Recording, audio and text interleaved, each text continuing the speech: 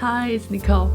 Today I'm setting 4 goals and listing some potential titles for 2023. I will talk you through my thinking and planning process. If you'd like to set some goals for the new year as well, I hope this video gives you some ideas and motivation.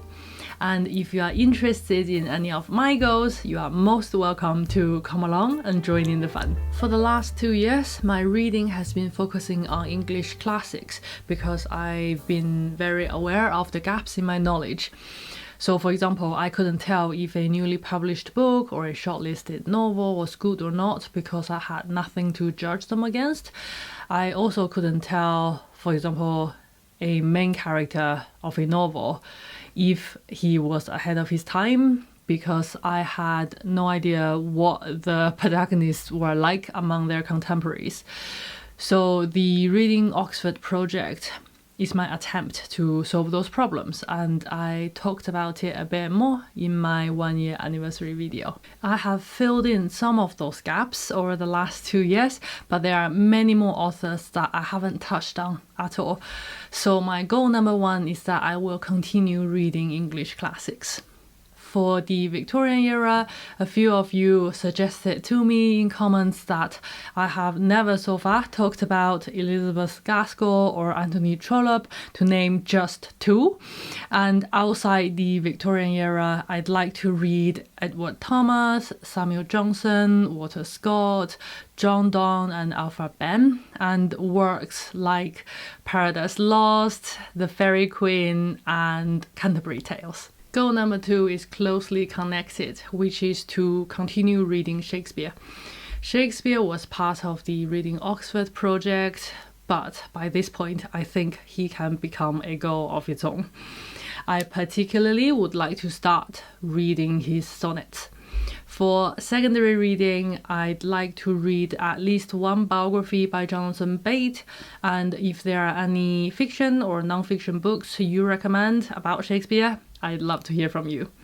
And exactly which plays I will be reading very much depends on what's on stage around the UK next year, because I usually read the play before watching it. So that's goal number 1 and 2, both focusing on English classics.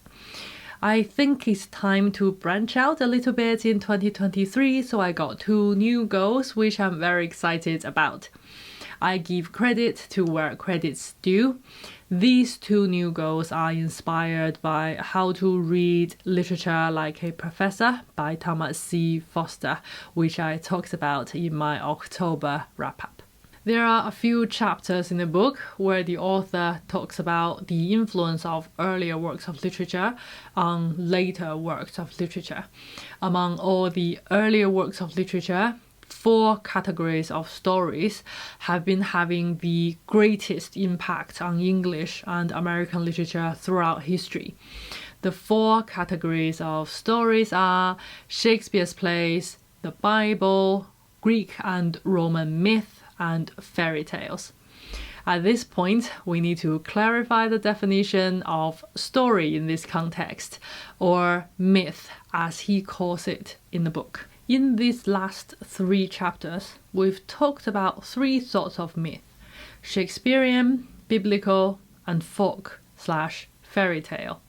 The connection of religion and myth sometimes causes trouble in class when someone takes myth to mean untrue and finds it hard to unite that meaning with deeply held religious beliefs. That's not what I mean by myth, though.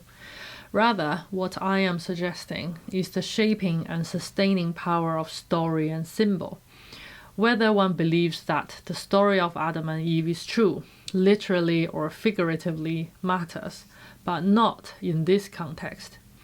Here, in this activity of reading and understanding literature, we are chiefly concerned with how that story functions as material for literary creators, the way in which it can inform a story or poem, and how it is perceived by the reader. All 3 of these mythologies work as sources of material, of correspondences, of depth for the modern writer.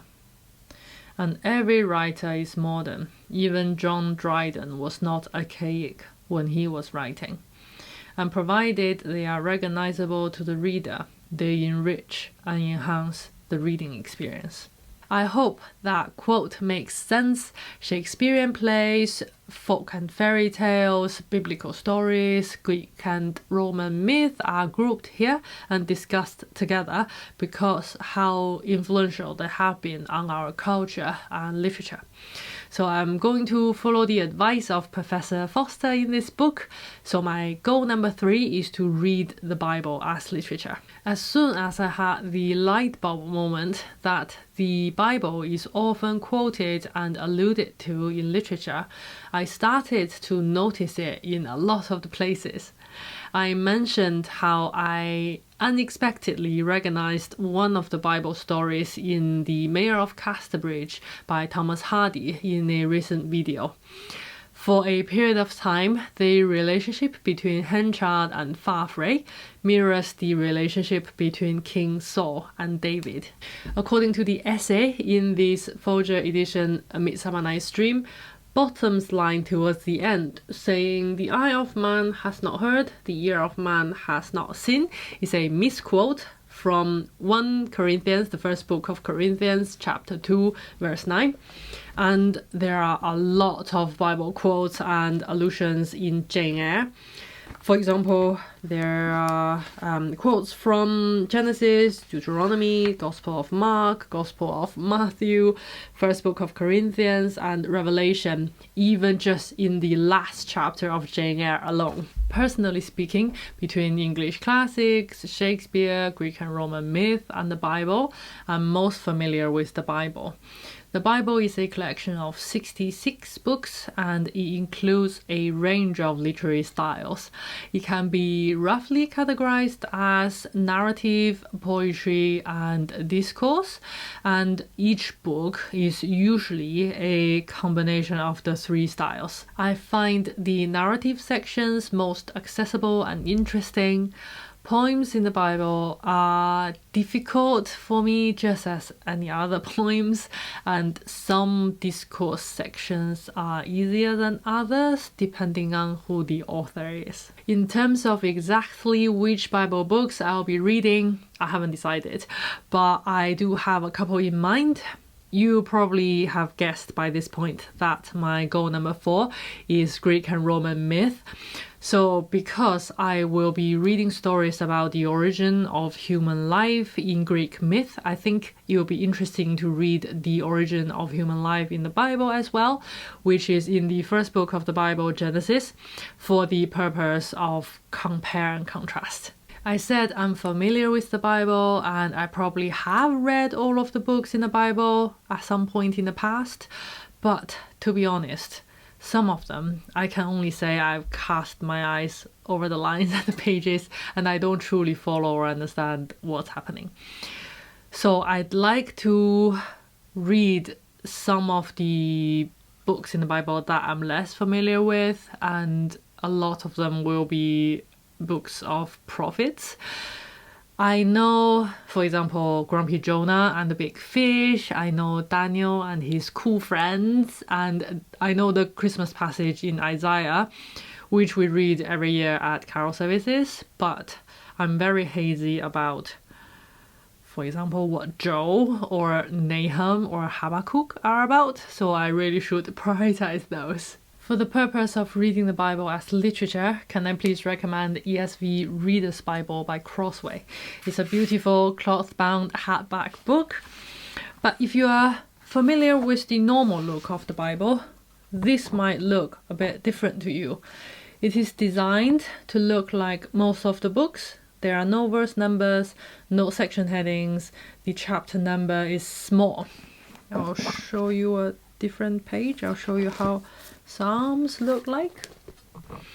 It is as close as you can get a Bible to look like ordinary literature.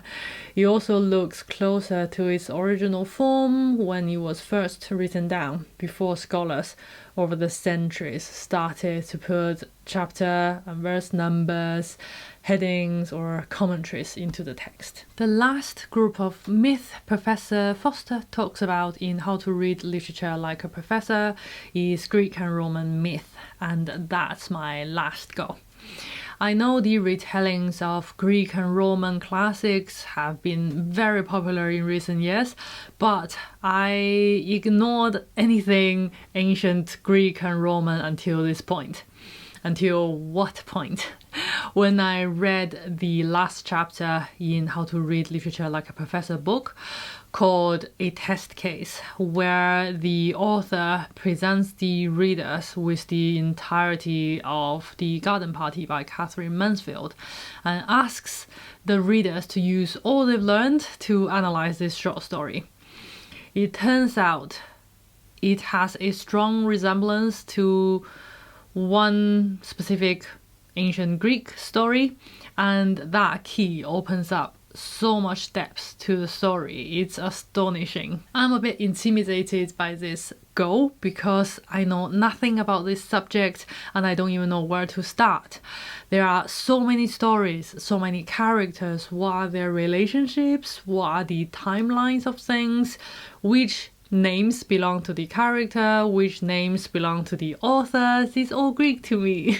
I discovered an amazing YouTube channel called Jin's Thoughts while researching on Greek classics for beginners. You might have following her for years, but I only discovered her last Thursday and I was delighted to find her channel. She did a PhD in classical mythology, especially in ancient Greek, and she wrote and edited a few books on this subject as well, so she's very knowledgeable. But I particularly love how she wants this subject, ancient Greek classics, to be accessible to all, and she did such a brilliant job in this particular video I watched. I'm going to follow her advice and compile my reading list using her recommendations as the starting point. Here are the titles in the categories of poetry, drama, and prose. I might go on to retellings at some point, but I want to read the original first. While doing the research, I discovered a book called How the Classics Made Shakespeare by Jonathan Bate. It's a groundbreaking account of how the Greek and Roman classics forged Shakespeare's imagination. It sounds like the perfect title for 2023. If you've been listening very carefully, at this point you might be asking, wait a minute, are there not 4 categories in Professor Foster's book and you've only mentioned 3 so far? That is correct. The last category is fairy tale, which I'm not particularly interested at the moment, but I'm open to suggestions. Have you thought about reading plans for the new year? What reading goals have you got? Leave me a comment. That's all for today. Thank you for watching. I will see you in my next one.